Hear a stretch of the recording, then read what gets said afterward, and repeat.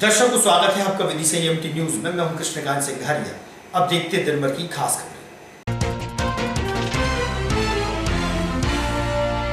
प्रयागराज महाकुंभ के चलते विदिशा लाया गया गंगा जल। सांसद प्रतिनिधि राकेश शर्मा ने गंगा जल मिश्रित किया वाटर वर्क्स फिल्टर प्लांट में।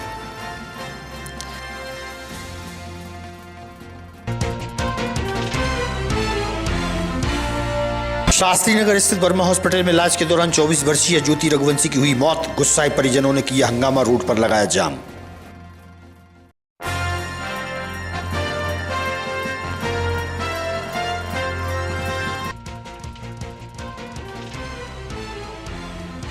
और सोना और चांदी के दामों में आया भारी उछाल। महंगा होने से ज्वेलर्स की दुकानों पर है सन्नाटा।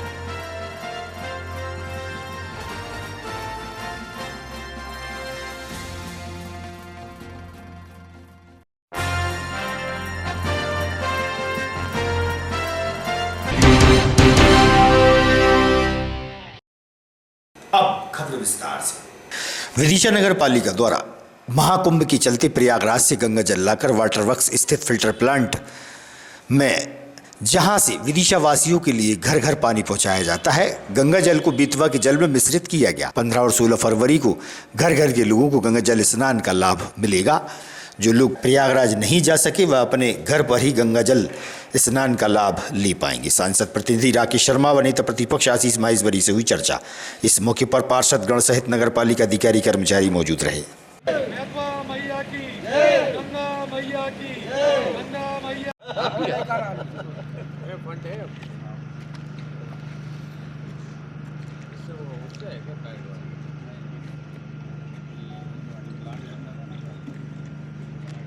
कलेंदर मार्ग रायसेन गेट के नाम से जाना जाता है। रायसेन गेट बरसों पुराना है, जो अब जीर्ण शीर्ण अवस्था में हो रहा है, जो कभी भी धराशायी हो सकता है।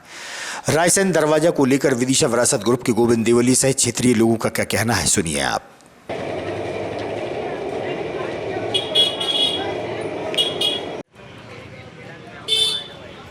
मेरा नाम है ध्रुव श्रीवास्तव। कहाँ रहते हैं आप? कलेंदर। के अंदर से ये कौन सा गेट है यहाँ पर? ये साहब रायसेन गेट के नाम से प्रसिद्ध है। अच्छा, रायसेन गेट। तो यहाँ पर जो जर्जर अवस्था हो रही है इसमें क्या हो सकता है?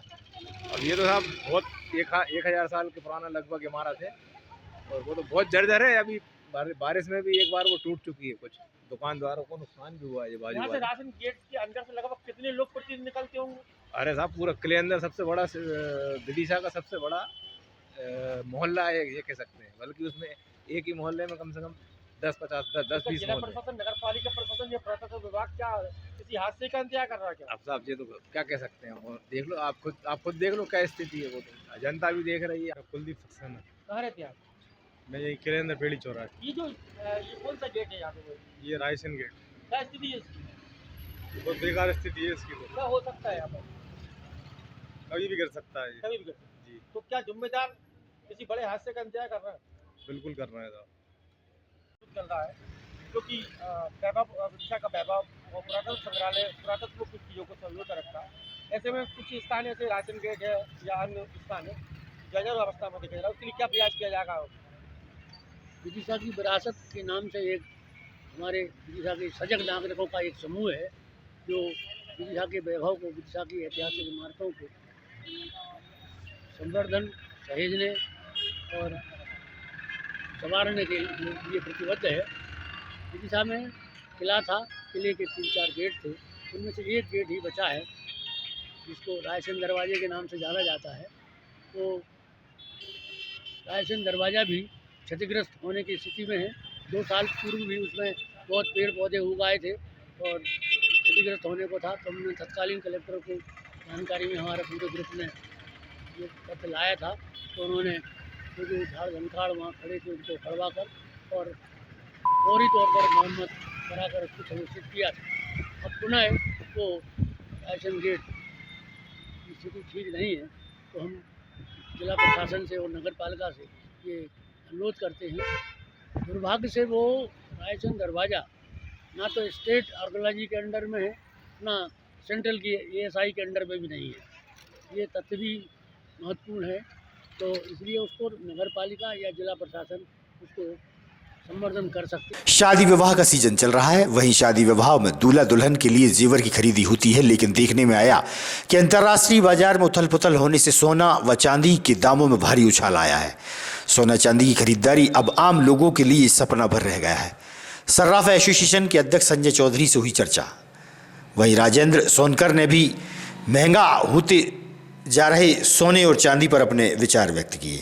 संजय चौधरी, सराफा एसोसिएशन अध्यक्ष। अध्यक्ष जी, बात कर लेंगे वर्तमान में जो सोना चांदी एकदम रेट बढ़ रहा है, क्या कारण है उसका, कितना बढ़ा है सोना चांदी? सोने चांदी में तेजी आ गई है। करीब अभी 2 महीने में 9 से 10 हज़ार रुपये तोला सोना बढ़ गया है और चांदी कम से कम 5 से 6 हज़ार रुपये किलो बढ़ गई है अभी 2 महीने में। और इसका कारण क्या है कि ये चाइना द्वारा ख़रीदारी, बैंक द्वारा ख़रीदारी और ये अपने डॉलर का बढ़ना, रुपया कमज़ोर होना, ये बहुत 2-3 कारण है। लेकिन इसमें अब बहुत जल्दी स्थिरता आ जाएगी। तो क्या प्रभाव पड़ रहा है? गिराकी तो बहुत कम हो गई है, नज़ारत है बाज़ार में ग्राहक नहीं है अब जब तक स्थिरता ना आए। लिए कमल जी, आप लोगों का बहुत स्वागत है। आप जिस उसके लिए आए हुए हैं, आप आदेश करें, क्या बात करना है आपको? ये दिख रहा है वर्तमान में सोना चांदी एकदम भाव बढ़ गया, हाँ। तो क्या कारण रहा और कितने तोले रेट बढ़े, पहले क्या थे और वर्तमान में क्या होगा? पहला क्वेश्चन तो आपका ये है कि सोने चांदी के रेट क्यों बढ़े। इसका 3 प्रमुख कारण रहे हैं। एक तो रुपए का अवमूल्यन हुआ है, डॉलर बढ़ा हुआ है, इसके कारण इसके रेट बढ़े। दूसरा ये रहा है कि चीन ने और बैंकों ने सोना खरीदा है स्टॉक करने के लिए। तीसरा इंटरनेशनल मार्केट में अस्थिरता। अभी ट्रंप का जो चुनाव हुआ है उससे भी अभी थोड़ा सा विदेशों में हलचल मची हुई है, उससे भी ये सोने के रेटों में फ़र्क पड़ा है, जिससे सोने के स्तर बढ़ते गए हैं। और सोने के जो रेट बढ़े हुए हैं वो लगभग जनवरी से लेके और ये फरवरी 15 फरवरी आज 13% रेट बढ़ी हुई है। इससे मार्केट की स्थिति ये बन गई है कि ग्राहक बाजार से गायब हो गया। तो पहले कितने रुपए सोना तोला था? सोना पहले था 24 कैरेट का सोना पहले 78 का था और इस समय 87,500 का है 24 कैरेट। कितने अंतर आया? ये इसमें करीब 9,000 रुपये तोले का अंतर आया। 9,000, 9,500 रुपये तोले का। चांदी की बात कर लें, चांदी की बात करें तो उसमें भी 5,000 रुपये किलो का अंतर आया। पहले 90 थी, इस समय 95 और 96 चल रही है। इसमें भी 5,000 रुपये किलो का अंतर आया है। ये दोनों पैरेलल चलते हैं। जैसे सोना बढ़ता है तो चांदी भी उसके साथ में निश्चित रूप से बढ़ती है। दोनों पे भाव में फ़र्क आता है। तो इसी वजह से ग्राहक कम आ रहा है। इसी वजह से ग्राहक बाजार से नदारत हो गया है और जिसको भी आवश्यकता है तो वो अगर उसको 5 ग्राम खरीदना है तो वो 2 ग्राम खरीद रहा है, जिसको 10 तोला खरीदना है उसको 2 तोला खरीद रहा है। तो इस कारण ये मार्केट की विस्तृत। बेतवा नदी स्थित चरणतीर्थ धाम के पुजारी संजय पुरोहित ने बेतवा नदी के महत्व पर प्रकाश डाला। उन्होंने बताया कि बेतवा को कलयुग की गंगा के नाम से जाना जाता है।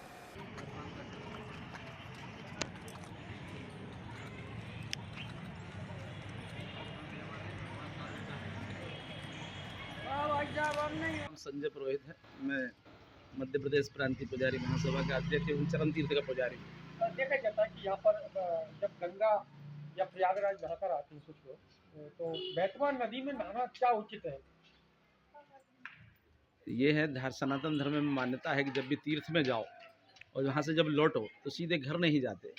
वहाँ का जो भी पवित्र जलाशय होता है या जो तीर्थ जैसा ही क्षेत्र होता है या पवित्र मंदिर होते हैं तो वहाँ पहले जाते हैं। और बैत्रवती तो कलयुग की गंगा कहा जाता है, इसलिए लोग जब भी किसी तीर्थ में जाते हैं जब वहाँ से लौटते हैं तो बैत्रवती में स्नान करते हैं। और हमारी ऐसी मान्यता है कि जब तक अपनी बैत्रवती में स्नान ना कर लें तीर्थ का पूर्ण फल प्राप्त नहीं होता। ऐसे में आज जो कुंभ में लोग जा रहे हैं वो सैकड़ों की संख्या में बैत्रवती पर रोज स्नान करने आ रहे हैं और वो तभी पूर्ण फल प्राप्त मानते हैं जबकि वो बैत्रवती में स्नान कर लेते हैं। तो ऐसी मान्यता सनातन धर्म में अनादिकाल से चली आ रही है और आज भी ये परंपरा निरंतर रूप से चल रही है। कहाँ के रहने वाले हो? बोरिया खेड़ा, कौन सी तहसील में आता है? विदिशा। तो गंगा में नहा के आया, प्रयागराज में नहा के आया, लेकिन हाँ। फिर भी यहाँ पर नहा रहा है गंगा जी की। तो ये मध्य प्रदेश में सबसे बड़ा तीर्थ है, चना तीर्थ। अच्छा, हाँ, क्या महिमा है यहाँ पर? महिमा तो नहीं, अब पहले के लोग कहते हैं कि भगवान के चरण पड़े हैं यहाँ, राम भगवान के, इस वजह से। किसी शनि मंदिर के पुजारी ये जो देखा जा रहा है ये लोग गंगा गंगा जी से नहाकर आए फिर भी यहाँ पर नहा रहे हैं, इसकी क्या वजह है? इसकी वजह यह है, ये सबसे बड़ा तीर्थ है बैतवा नदी। इनका रामायण में भी लेख है, भगवान राम भी आए थे यहाँ पे चैन तीर्थ, सारा तीर्थ बार बार, चैन तीर्थ एक बार। देव खजूरी निवासी वर्तमान में रामबाग कॉलोनी जत्रापुरा क्षेत्र में निवासरत दीपक दुबे के निधन हो जाने पर उनकी 3 बेटियां पूजा दुबे, प्रतीक्षा दुबे एवं अंकिता दुबे ने मुक्तिधाम पहुंचकर अपने मृत पिता का अंतिम संस्कार कर मुखाग्नि दी। बड़ी संख्या में गांव के लोगों सहित परिजन मौजूद रहे।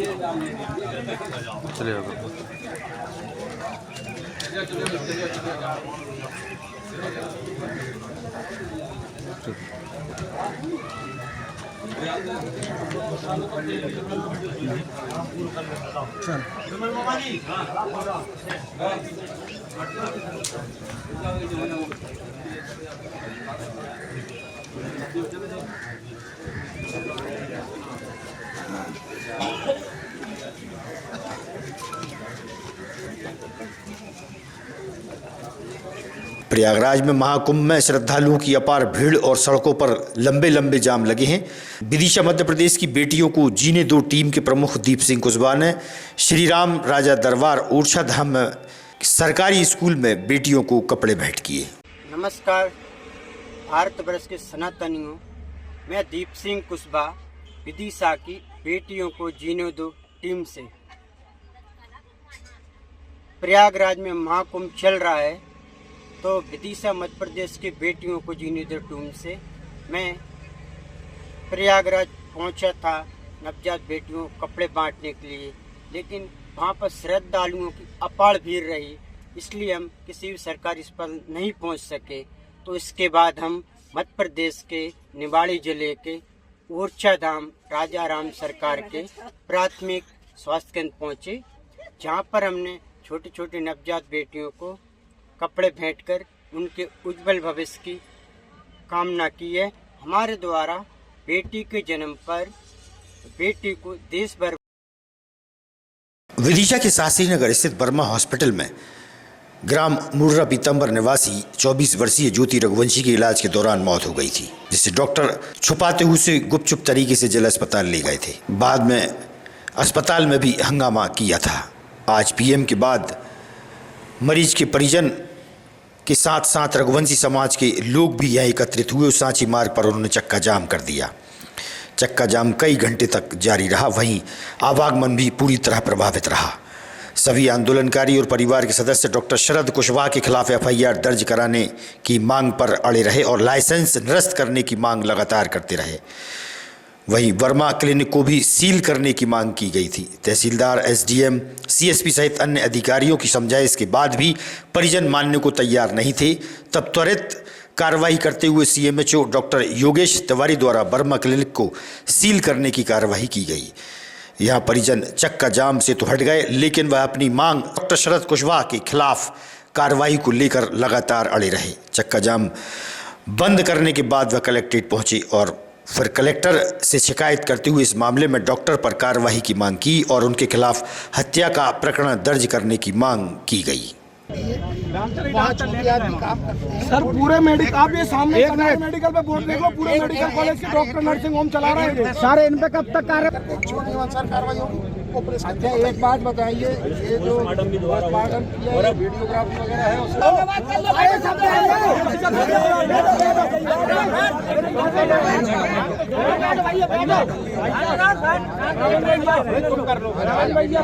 कौन लगती है और क्या है पूरा मामला? वो हमारी महिला हमारी रिश्तेदार लगती हैं, उनके बच्चे नहीं हो रहे थे तो उनका ट्रीटमेंट शरद कुशवाहा जी विदिशा में कर रहे थे और पिछले 6 महीनों में उनसे 2-1 लाख रुपए करीब ये लोग ले चुके हैं।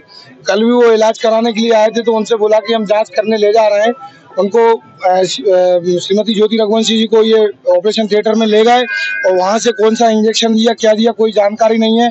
पति की बगैर सूचना के ये लोग उसमें एम्बुलेंस में 4-5 डॉक्टर इकट्ठे हुए और एम्बुलेंस में सरकारी हॉस्पिटल ले आए और इनसे पति जब उनसे पूछा तो पति को धक्का मार दिया और इनसे बिल का पेमेंट कराते रहे। जब यहाँ आए तो यहाँ के बोल दिया वेंटिलेटर पर, थोड़ी देर बाद बोल दिया कि उनकी डेथ हो चुकी है, जिसमें कि डॉक्टर शरद कुशवाहा पूर्ण रूप से संलिप्त है। अब हमारी मांग प्रशासन से ये है कि वर्मा हॉस्पिटल को सील कर दिया जाए। वर्मा हॉस्पिटल सील हो गया।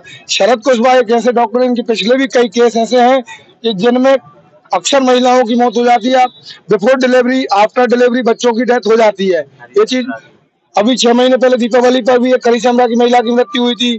मेरे खुद के 2 रिश्तेदारों के केस हुए थे। डिलीवरी के 9 दिन बाद बेटे की मौत हो गई थी, एक की पेट में डिलीवरी में मौत हो गई थी। इसके अलावा एक बार और केस था, ये श्री राम हॉस्पिटल में उन्होंने 8:30 बजे, मेरी खुद बहस हुई थी शरद कुशवाहा से, 8:30 बजे डिलीवरी हुई। पेशेंट की छुट्टी रात में 8:30 बजे की थी, सर्दियों में, मैं खुद छोड़ के आया था। अभी हमारी प्रशासन से इतनी मांग है कि डॉक्टर शरद कुशवाहा को तुरंत गिरफ्तार किया जाए और जितने भी सरकारी डॉक्टर प्राइवेट क्लिनिक चला रहे हैं, दुकानें खोल रखी हैं, खुद के मेडिकल चल रहे हैं, खुद की क्लिनिक चल रही है, इन सबको तुरंत तत्काल से बंद किया जाए। इनका प्राइवेट प्रैक्टिस टोटल बंद की जाए। अब क्या अगर आगे आगामी कार्रवाई में अगर प्रशासन नहीं सुनता तो आपका क्या? अभी हम लोग यहीं बैठे रहेंगे, जो भी फिर हमारी समाज के लोग या जो साथ दे रहे हैं सभी, हम उनके बाद जो सहमति होगी, लेकिन जब तक गिरफ्तारी नहीं होगी, डॉक्टर का लाइसेंस नष्ट नहीं होगा, हमारा आंदोलन चलता रहेगा, हम शांत नहीं बैठेंगे। वर्मा हॉस्पिटल में ये जो डेथ हुई उसको लेकर क्या है? दरअसल कल शाम को एक महिला ज्योति रघुवंशी नाम की यहाँ पे इनफर्टिलिटी के इलाज के लिए भर्ती थी और उसका एग्जामिनेशन हो रहा था। उसमें किसी तरीके की कोई कॉम्प्लिकेशन डेवलप होने के कारण सिविल हॉस्पिटल में ले जाया गया और वहाँ पे इलाज के दौरान उसकी मृत्यु हो गई थी, जिसके कारण उसके परिजन जो थे वो बहुत ज़्यादा आक्रोशित थे और उन लोगों का शिकायत ये थी कि डॉक्टर्स की लापरवाही के कारण ये घटना घटी है। रात में उनको इस बात की समझाइश दे के थाने में शिकायत भी दर्ज करा दी गई थी। मौके पर उपस्थित CSP साहब ने और DI साहब ने उन लोगों को समझाया भी था कि जो भी नियमानुसार कार्रवाई होगी वो हम लोग करेंगे। आज सवेरे मेडिकल कॉलेज में डीन साहब से रिक्वेस्ट करके हमने उसके पोस्टमार्टम के लिए कोशिश करी थी। वहाँ पे उनका पोस्टमार्टम हो रहा है और इस दौरान उसके परिवार के जन जो थे वो बहुत ज़्यादा उत्तेजित थे। उनका कहना ये था कि हॉस्पिटल में लापरवाही की गई और शासकीय अस्पताल का चिकित्सक था जो प्राइवेट हॉस्पिटल में जाके काम कर रहा था, उसको लेके हमने CMHO साहब से कार्रवाई करने का अनुरोध किया था। तो उन्होंने जो संबंधित अस्पताल है उसको आगामी आदेश तक चिकित्सकीय कार्य करने के लिए प्रतिबंधित भी कर दिया है और उसको सील भी कर दिया है। जहाँ तक मार्ग की जांच की बात है तो TI साहब ने उनको आश्वासन दिया है कि हम 1-2 दिन में सारे जितने उपलब्ध दस्तावेज हैं, जो भी सबूत उनके पास है, उनके आधार पर जाँच करके जो न्यायोचित कार्रवाई होगी वो कार्रवाई होगी। सर, स्वास्थ्य विभाग की गाइडलाइन के अनुसार आगामी कोई कार्रवाई आपके द्वारा की जाएगी अन्य क्लिनिकों पे और डॉक्टर? बेसिकली ये कार्य क्षेत्र जो है वो CMHO साहब का है, लेकिन आपकी बात सही है कि चूंकि इस तरीके की घटना आए दिन प्रकाश में आ रही है और हम लोग जानकारी में आती है, उसके कारण कानून व्यवस्था की स्थिति निर्मित होती है, तो इसमें आवश्यक रूप से कार्रवाई की जाएगी सभी जगह। विदिशा रेलवे स्टेशन पर कुछ लोगों की सूझबूझ से एक मासूम 3 वर्षीय बच्ची को किडनैप होने से बचा लिया गया। बताया जाता है कि विदिशा के रेलवे स्टेशन पर एक व्यक्ति एक बच्ची को लेकर जा रहा था। स्टेशन पर खड़े 2 स्वास्थ्यकर्मी अंकित शर्मा और मलखान यादव को व्यक्ति पर शक हुआ। तभी उन्होंने उस व्यक्ति को रोकने का प्रयास किया, लेकिन आवाज़ सुनते ही वह व्यक्ति बच्ची को लेकर रेलवे ट्रैक की ओर भागने लगा। तभी दोनों स्वास्थ्यकर्मियों ने चिल्लाकर आवाज़ लगाई। उक्त व्यक्ति बच्ची को किडनैप करके ले जा रहा था। सामने से आ रहे 2 मुस्लिम लड़कों के सहयोग से उक्त व्यक्ति को पकड़ लिया गया। जांच पड़ताल के बाद बच्ची को परिजनों के हवाले कर दिया गया। बताया जाता है कि बच्ची विदिशा के राजपूत कॉलोनी की है, जिसकी गुमशुदगी की सूचना भी थाने में दी गई थी। बच्ची की उम्र महज 3 वर्ष बताई जा रही है, जिसे आरोपी बहला फुसला कर ले गया था। आरोपी का नाम गोलू अहरवार, पिता का नाम खेमचंद अहरवार है, जो विदिशा के लोहांगी मोहल्ले का निवासी है। आरोपी के खिलाफ विभिन्न धाराओं के तहत पहले से भी मामले दर्ज हैं। बच्ची के माता पिता ने बताया कि विदिशा के अग्रवाल धर्मशाला में शादी में गए थे, जहां से उनकी 3 वर्षीय बालिका को कोई अज्ञात व्यक्ति बहला फुसला कर अपहरण कर ले गया था। पुलिस अधीक्षक रोहित कासवानी ने आरोपी को पकड़ने वाले व्यक्ति को 10,000 रुपये इनाम देने की घोषणा की। वहीं आरोपी को पकड़ने में अंकित शर्मा, मलखान सिंह, आरिफ खान और जैद शाह का मुख्य सहयोग रहा। विदिशा के कुल्हार हाई स्कूल से एक चौंकाने वाला मामला सामने आया है, जहां स्कूल प्राचार्य महेंद्र प्रजापति पर अपने ही छात्राओं से अश्लील चैट करने के गंभीर आरोप लगे हैं। इस मामले में मध्य प्रदेश बाल संरक्षण आयोग ने संज्ञान लेते हुए कड़ी कार्रवाई की मांग की है, जिसके बाद पुलिस ने आरोपी प्राचार्य को गिरफ्तार कर लिया है। यह शर्मनाक मामला विदिशा के कुल्हार हाई स्कूल का है, जहाँ प्राचार्य महेंद्र प्रजापति लंबे समय से स्कूल की छात्राओं से आपत्तिजनक चैट कर रहा था। इस मामले का खुलासा तब हुआ जब एक छात्रा की चैट सोशल मीडिया पर वायरल हो गई। चैट के स्क्रीनशॉट्स सामने आने के बाद मध्य प्रदेश बाल संरक्षण आयोग ने तुरंत कार्रवाई करते हुए पुलिस से मामले की जांच करने को कहा है। इस मामले में एडिशनल एसपी प्रशांत चौबे से हुई चर्चा। सर, ये मध्य प्रदेश बाल संरक्षण आयोग द्वारा एक आदेश प्राप्त हुआ है जिसमें छेड़छाड़ के आरोप पर कार्रवाई करने के बाद क्या कार्रवाई?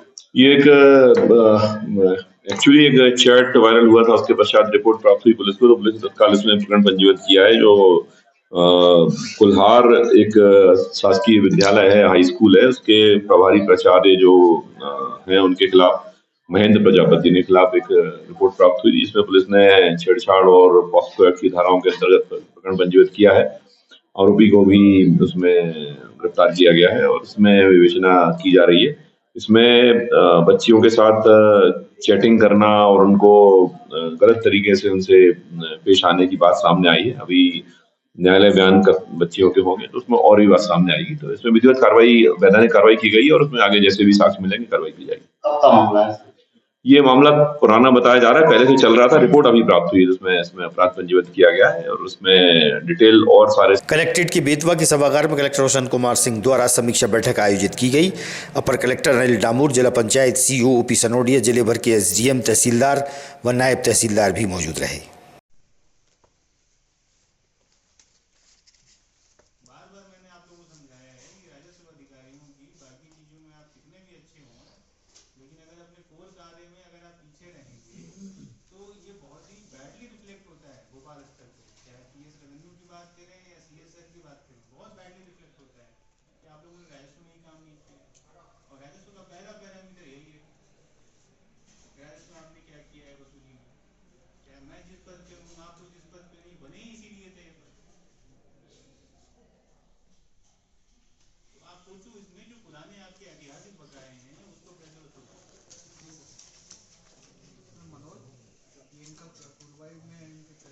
लटेरी तहसील के कुकनगढ़ा से गुर्जर समाज के लोग जिला मुख्यालय पहुंचे, जहां उन्होंने एडिशनल एसपी को ज्ञापन के माध्यम से बताया कि 21 जनवरी की रात 1:30 बजे के लगभग बने सिंह की छोटी नाबालिग बहन को कुछ लोग अपहरण कर ले गए।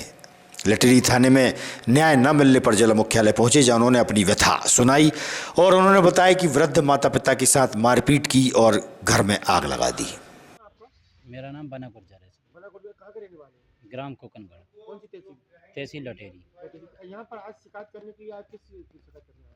जी, हमारी मेरी छोटी बहन है, उसकी उम्र है आयु 16 वर्ष। उसका अपहरण हो गया है। किसने किया है? ये वहीं बगल के पास में तिनसिया गांव है, उन लोगों ने किया है। कौन है वो लोग?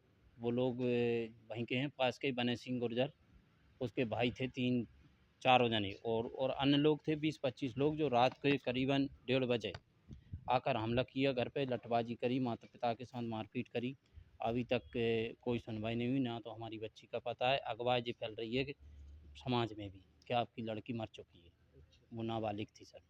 तो कितने लोग आए थे? कब की घटना है ये? ये घटना 21 तारीख की रात की घटना है। 21 जनवरी की। तो उनमें नाम पता कौन कौन थे? नाम चारों भाइयों के याद हैं और नहीं। कितने लोग आए थे टोटल? 25-30 लोग थे। पूरे घर को घेर लिया गया था। चल रहा था क्या पहले से? नहीं, विवाद कुछ नहीं चल रहा था। आग भी लगाई है? हाँ, घर में उनने के आग लगाई है। आग लगाई, क्या क्या नुकसान हुआ घर में आग लगाई थी? घर में हमारा बगल में मकान था, वो जल गया। कितना नुकसान हुआ इसमें?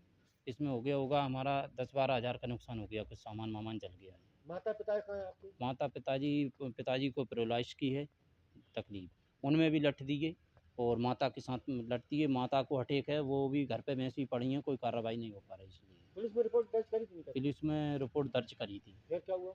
लेकिन वो क्या है टीआई साहब थोड़े ढीलेपन से उनकी लापरवाही के कारण। आज की खबरों को देते ही पर विराम। आगामी खबरों के लिए आप देखते रहिएगा विदिशा EMT न्यूज। नमस्कार।